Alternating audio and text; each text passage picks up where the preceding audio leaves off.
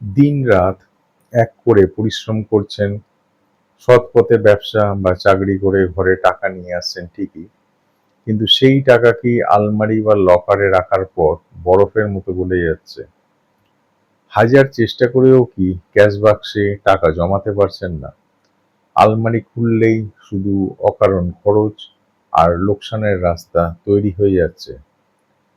অনেক মানুষই বলেন যে আমার ঘরে টাকা আসে প্রচুর, কিন্তু আলমারিতে রাখার পর সেটা কোন দিক দিয়ে যে খরচ হয়ে যায় আমি নিজেই হিসাব মেলাতে পারি না। লক্ষ্মী যেন আমার ঘরে কিছুতেই স্থির হতে চান না। অনেকে ভাবেন এটা হয়তো শুধুই তাদের ভুল ফাইন্যান্সিয়াল প্ল্যানিং বা ব্যাড লাক, কিন্তু সনাতন বাস্তুবিজ্ঞান বলছে আপনার ঘরের আলমারি বা লকার বা ক্যাশ বাক্সটি কোন দিকে রাখা আছে এবং তার ভেতরে আপনি কি কি জিনিস রাখছেন তার উপর কিন্তু আপনার সঞ্চয়ের ভাগ্য ১০০% নির্ভর করে। ভুল দিকে আলমারি রাখলে সেখানে এক ভয়ঙ্কর ঋণাত্মক শক্তি বা রাহু জাগ্রত হয়ে ওঠে, যার ফলে টাকা আসার সাথে সাথেই তা আকস্মিক রোগ ব্যাধি বা লোকসানের রাস্তায় বেরিয়ে যায়। আজকের ভিডিওতে আমরা জানব বাস্তুমতে আলমারি বা লকার রাখার সঠিক নিয়ম কি এবং লক্ষ্মীকে স্থায়ীভাবে ধরে রাখার সবচেয়ে শক্তিশালী ঘরোয়া টোটকাগুলো কি কি। বাস্তুশাস্ত্র অনুযায়ী মহাবিশ্বের ধন ও সমৃদ্ধির দেবতা হলেন কুবের দেব এবং তার প্রধান দিক হলো উত্তর দিক। তাই লকার বা আলমারি রাখার সময় এই বিশেষ নিয়মটি আজই মিলিয়ে নিন। প্রথমে আমরা জানব কোন দিকে বসাবেন। আপনার ঘরের বা লকার রুমের দক্ষিণ বা পশ্চিম দেয়ালে অর্থাৎ নৈঋত কোণে আলমারি বা লকারটি এমনভাবে বসান যাতে আলমারির পিঠ থাকে দক্ষিণ দিকে। আচ্ছা, এবারে কোন দিকে মুখ করে খুলবে? আপনি যখনই আলমারির দরজা বা লকারটি খুলবেন সেটির মুখ যেন সবসময় উত্তর দিকে খোলে। উত্তর দিকে লকার খোলার অর্থ হলো স্বয়ং ধনকুবের এবং মা লক্ষ্মীর দৃষ্টি সরাসরি আপনার ধনের উপর পড়া। এর ফলে ঘরে টাকা আসার গতি বাড়ে এবং অকারণ খরচ এক নিমেষে বন্ধ হয়ে যায়। এবারে আমি বলবো কোন ভুলটি একদম করবেন না। লকার বা আলমারি কখনো উত্তর দেওয়ালে পিঠ দিয়ে বসাবেন না, যাতে খোলার সময় তার মুখ দক্ষিণ দিকে হয়। দক্ষিণ দিক হলো যমরাজ বা মৃত্যুর দিক। এই দিকে লকারের মুখ খুললে টাকা জলের মতো খরচ হতে থাকে এবং মানুষ ঋণের ফাঁদে পড়ে যায়। আলমারির দিক পরিবর্তন করার পাশাপাশি লকারের ভেতরে ধন আকর্ষণ করার ক্ষমতা বহুগুণ বাড়িয়ে তুলতে আমি আজকের আপনাদের ৪টি অত্যন্ত শক্তিশালী ও পরীক্ষিত ঘরোয়া টোটকার কথা বলবো। এগুলো আপনারা ব্যবহার করে দেখতে পারেন। ১ নাম্বার হচ্ছে আপনার আলমারির লকারের ভেতরে যেখানে আসল ক্যাশ টাকা বা গয়না রাখেন সেখানে সবসময় একটি লাল বা গাঢ় হলুদ রঙের সুতির কাপড় পেতে রাখুন। লাল বা হলুদ রং মা লক্ষ্মী এবং দেবগুরু বৃহস্পতির প্রতীক, যা ধনের স্থায়িত্ব বাড়ায়। কখনোই লকারের খালি কাঠের বা লোহার মেঝের ওপর সরাসরি টাকা বা পয়সা রাখবেন না।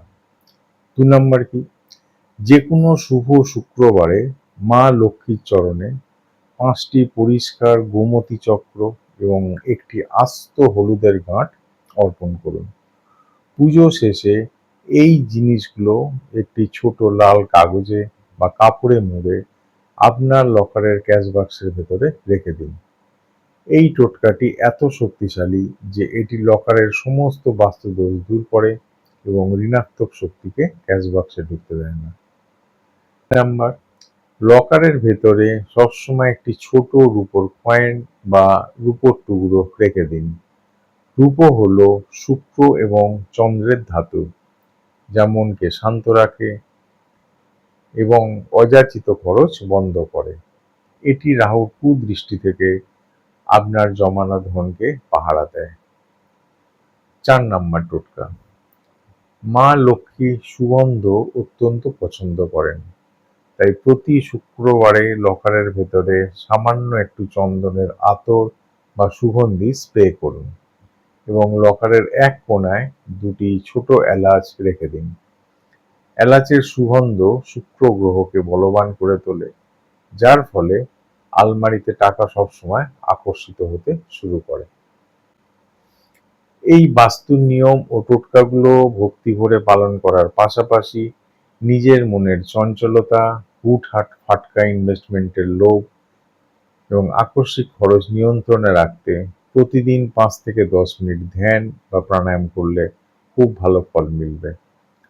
এর বাইরে কিছু নিয়ম মনে রাখবেন।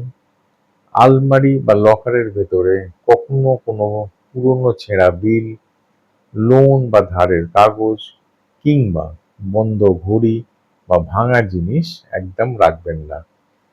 লকার সবসময় পরিষ্কার পরিচ্ছন্ন রাখবেন এবং জীবনে শৃঙ্খলা পরায়ণ হবেন। এখন বলি জ্যোতিষীয় রত্ন ও মূলের প্রতিকার সম্পর্কে। বৃহস্পতি এবং শুক্রের শুভ শক্তি বাড়িয়ে স্থায়ী ব্যাংক ব্যালেন্স ও আর্থিক সচ্ছলতা লাভ করতে কিছু বিশেষ রত্ন ও মূল ধারণ করা যায়।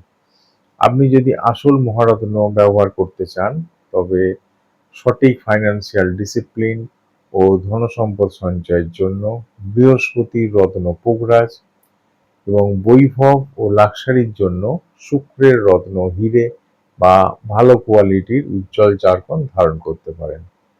যাদের বাজেট কিছুটা কম, তারা উপরত্ন হিসাবে পোগরাজের বিকল্প সোনালী টোপাজ এবং শুক্রের জন্য ওপাল ব্যবহার করতে পারেন।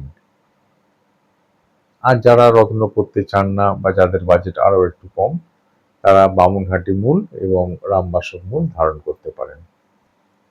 সবশেষে বলবো, আপনার ঘরের বাস্তু ঠিক থাকলে মা লক্ষ্মী আপনার ঘরে নিজে থেকেই স্থায়ী আসন গ্রহণ করবেন। আর এই ধন সংকটের দিনগুলোতে বাস্তুবিজ্ঞান ও জ্যোতিষশাস্ত্র হলো আপনার জীবনের এক বিশ্বস্ত পথপ্রদর্শক। নিজের সামর্থ্য অনুযায়ী সৎ পথে পরিশ্রম ও এই সহজ ঘরোয়া প্রতিকারগুলো করুন। অযথা বেশি খরচ করার বা দুশ্চিন্তা করার দরকার নেই। আপনার জন্ম তারিখ, সঠিক জন্ম সময় এবং জন্মস্থান আমাদের হোয়াটসঅ্যাপে লিখে জানান। আর ঘরে বসেই জেনে নিন আপনার জন্মকুণ্ডলী অনুযায়ী আপনার ধনযোগ কেমন রয়েছে এবং স্থায়ীভাবে ব্যাংক ব্যালেন্স বাড়াবার নির্দিষ্ট ও সঠিক প্রতিকারটি কী। আজকের এই বাস্তু টিপস ও টোটকাগুলির মধ্যে কোনটি আপনি ট্রাই করছেন তা কমেন্ট করে জানান। ভিডিওটি ভালো লাগলে লাইক ও শেয়ার করুন। আর এই ধরনের আরও ভিডিও পেতে আমাদের চ্যানেলটি এখনই সাবস্ক্রাইব করে রাখুন। দেখা হচ্ছে পরের ভিডিওতে। সবাই ভালো থাকবেন, সুস্থ থাকবেন। নমস্কার।